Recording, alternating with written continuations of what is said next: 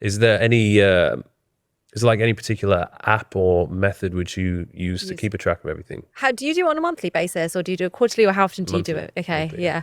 I find a lot of people do not do it monthly. They say they'll do it. Even me, to be fair, and as an accountant, as a finance background, I say I'll try and do it monthly. There are so many months where I'm just like, oh, I can't be bothered. I'm not going to do it. I really take it seriously. Every December, I do my whole year's worth. So just this time around, when I was flying back from Dubai to London, that 7-hour flight, I did nothing but downloaded all my statements, put it all into one tracker, an Excel file, saw exactly where my income was coming from, exactly where my expenses were coming from, where I was spending. And it helps because firstly, it told me where I was making the most money. So I'm like, okay, I got to double down on that. I did not realize that I was making more on that than I was on that. Expenses, I'm spending way too much on getting taxis everywhere. I'm getting Uber Eats all the time or Careem all the time. Something needs to change there. But in other areas, I'm like, I don't mind spending on that. But doing that one exercise in December made me a lot more mindful for the coming year. So I've only done it. I always say, just do it. If you're going to do it, not going to do it at all, just do it once for the year. Ideally twice a year or every quarter would be great. But even I fall behind every month. You can use apps like YNAB, which is good. But again, most people don't keep on top of it. Well, I almost related to like tracking calories. So for somebody who has absolutely no idea what food they're eating, they're probably not getting the results they want. So if they spend a bit of time actually just tracking, okay, so this is the food I'm eating, this is how much protein I'm having, how much carbs, how much fat, and overall calories, and then all of a sudden they're like, oh, whoa, I'm overeating here, or like I'm not eating enough protein, or my fats are way too high. Yeah. So then you have some understanding where you're like, okay, I need to address this and fix this, and then I'm going to get the results I want.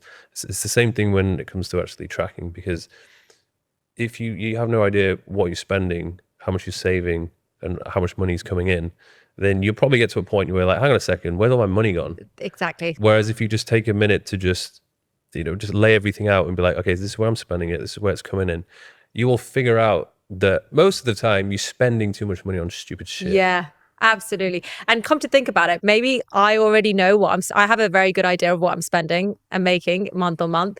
So I don't feel like I need to do a regimented tracker. But if you are spending without thinking, or like you don't know where you're earning, monthly, you got to know where you are to decide where you're going to go. Yeah. Otherwise, you don't even know what direction you're going in. You could be heading backwards for, Yeah. I feel like you're probably someone who hasn't really made a huge amount of mistakes when it comes to finances because you're so well educated in that topic. But are there any mistakes which you have made in the past where you look back and think, oh, that was not a wise move? Two come to mind, actually. Firstly, I made the stupid mistake of my first paycheck in banking went straight towards a white convertible Audi. Nice. Yeah. And that in central London as well. in like the suburbs of London, to be fair. But that stayed with me.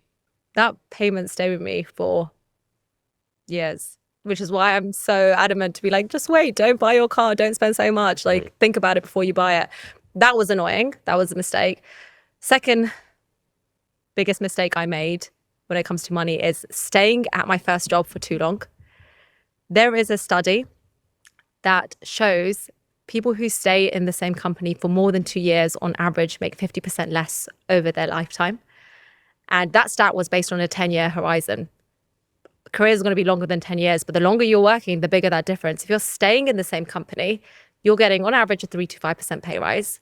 Whereas if you're moving and switching jobs, you can expect between 10 to 20% of a pay rise. And so if you look at two people in the same place, one's moving around, one's staying in the same company, fast forward 10 years, they're in a whole different league. And yeah, sure, people could turn around and say, oh, but I'm really happy and I'm really comfortable in my job and I'm enjoying it and work-life balance.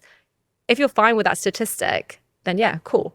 But if you haven't got a pay rise for the last 3 years or not a sizable pay rise, then it's time to move. It's unlikely the boss or the manager is going to be like, hey, do you want some more money? Yeah, let me pay you what you deserve.